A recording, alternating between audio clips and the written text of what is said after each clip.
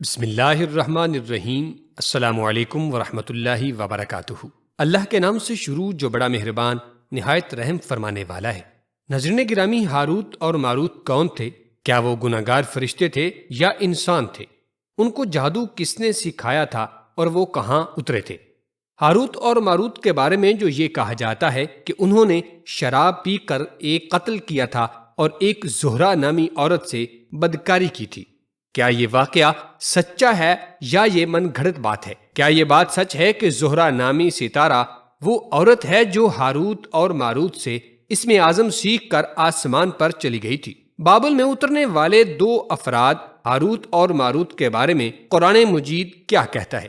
یہی ہماری آج کی ویڈیو کا موضوع ہوگا، اور آج ہم آپ کو ہاروت اور ماروت کے بارے میں مکمل تفصیلات سے آگاہ کریں گے۔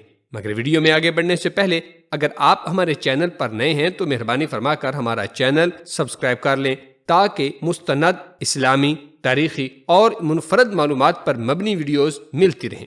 ناظرین گرامی، قرآن مجید کی سورہ بقرہ میں ارشاد فرمایا گیا، اور وہ یہود تو اس چیز یعنی جادو کے پیچھے بھی لگ گئے تھے جو سلیمان علیہ السلام کے عہد حکومت میں شیاطین پڑھا کرتے تھے۔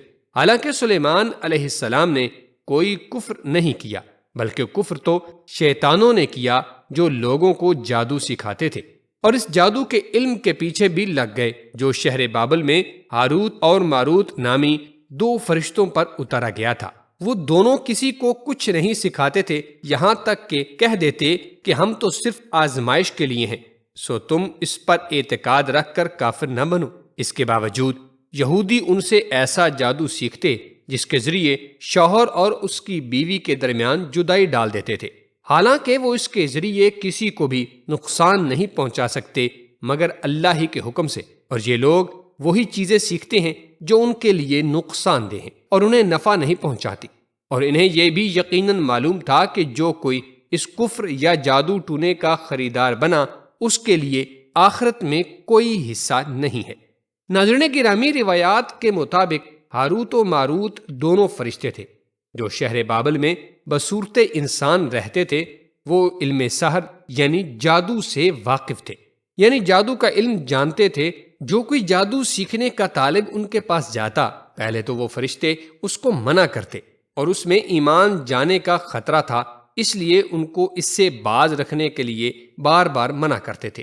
اللہ رب العزت کو ان کے ذریعے بندوں کی آزمائش منظور تھی، جیسا کہ خوبصورت انسانی شکل میں دو فرشتوں کے ذریعے اللہ رب العزت نے قوم لوط کو آزمایا تھا۔ صاحب تفسیر حقانی لکھتے ہیں کہ ہاروت اور ماروت شہر بابل میں دو شخص تھے جن کو ان کے نیک چلن کی وجہ سے فرشتہ کہا جاتا تھا، اور یہ ان کا لقب مشہور ہو گیا تھا، اور وہ دو شخص جادو کے فن سے اچھی طرح واقف تھے، مگر اس کو برا سمجھتے تھے، یہاں تک کہ جو شخص ان کے پاس جادو سیکھنے کے لیے آتا ان سے کہتے کہ بھائی، خدا نے یہ علم ہم کو تمہاری آزمائش کے لیے دیا ہے، اس کو نہ سیکھو ورنہ تمہارا ایمان جاتا رہے گا۔ محترم دوستو، بابل میں جادو کا بہت چرچا تھا، اور اس کے عجیب اثرات کو دیکھ کر جاہلوں کو اس کی حقیقت اور انبیاء کرام علیہم السلام کے معجزات کی حقیقت سمجھ نہیں آ رہی تھی، اور بعض لوگ جادو کو نیک کام سمجھ کر اس کو سیکھنے اور اس پر عمل کرنے لگے۔ اللہ تبارک و تعالیٰ نے بابل میں دو فرشتے ہاروت اور ماروت اس کام کے لیے بھیجے کہ لوگوں کو جادو کی حقیقت اور اس کے شعبوں سے آگاہ کریں۔ محترم دوستو، ہاروت اور ماروت دونوں فرشتے تھے اور لوگوں کی آزمائش کے لیے اللہ رب العزت کی طرف سے بھیجے گئے تھے، جیسا کہ ہم نے سورہ بقرہ کی آیت پڑھ کر آپ کو سنائی ہے۔ ہاروت اور ماروت کے حوالے سے بہت سی ایسی بے سند روایات بھی نقل کی جاتی ہیں جن میں ان کی طرف ایسی باتیں منسوب کی گئی ہیں جو فرشتے ہونے کے منافی ہیں، جیسا کہ شراب پینا، قتل کرنا وغیرہ۔ یہ سب روایتیں بے بنیاد ہیں۔ بعض روایات بیان کرتی ہیں کہ حضرت ادریس علیہ السلام کے زمانے میں ایک مرتبہ فرشتوں نے بنی آدم پر اعتراض کیا کہ یہ نہایت بدکار ہیں، ان کی جگہ ہمیں زمین پر حکومت دی جائے، اور اس پر اللہ تبارک و تعالی نے انہیں کہا، انسانوں کو غصے اور شہوت کی جو کمزوریاں دی گئی ہیں وہ تمہیں دی جائیں تو تم بھی گناہ کرو گے۔ فرشتے کہنے لگے کہ ہم تو گناہ کے پاس بھی نہ جائیں گے۔ تو فیصلہ یہ ہوا کہ فرشتوں کی اس جماعت کے 2 اعلیٰ درجے کے پرہیزگار فرشتے چن کر اس دنیا میں بھیجے جائیں اور انہیں یہ انسانی کمزوریاں دی جائیں اور زمین پر اتار دیا جائے۔ اس طرح ہاروت و ماروت کو شہر بابل میں اتارا گیا۔ بابل کے لوگ ان کے پاس آتے اور ان سے جادو سیکھنے کی خواہش کرتے۔ یہ لوگوں کو خبردار کر دیتے کہ جادو بڑا گناہ ہے اور سیکھ کر تم جہنم میں جاؤ گے۔ جو لوگ پھر بھی اصرار کرتے یہ انہیں سکھا دیتے، مگر رات کو اسم اعظم پڑھ کر یہ دونوں فرشتے آسمان پر چلے جاتے۔ ایک دن کیا ہوا کہ ان کو ایک حسین و جمیل زہرہ نامی عورت ملی اور ان پر اس کے حسن کا بے مثال اثر ہوا۔ اس کے حسن کو دیکھ کر یہ دیوانے ہو گئے۔ زہرہ نامی عورت ان سے اسم اعظم سیکھنے کی خواہش رکھتی تھی، مگر یہ دونوں فرشتے اس بات سے انکاری تھے۔ زہرہ کے حسن نے ان پر جادو کر رکھا تھا اور وہ کسی بھی قیمت پر زہرہ کو حاصل کرنا چاہتے تھے۔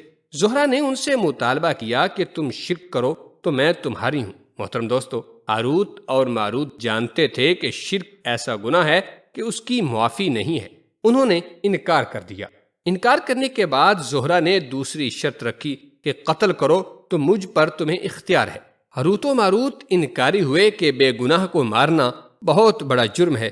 بالآخر زہرہ شراب لے کر آئی اور کہا کہ یہ پی لو تو پھر جو کہو گے ویسا کروں گی۔ محترم دوستو، ہاروت اور ماروت نے سوچا کہ شراب پینا بہت بڑا گناہ نہیں، وہ شراب پی گئے۔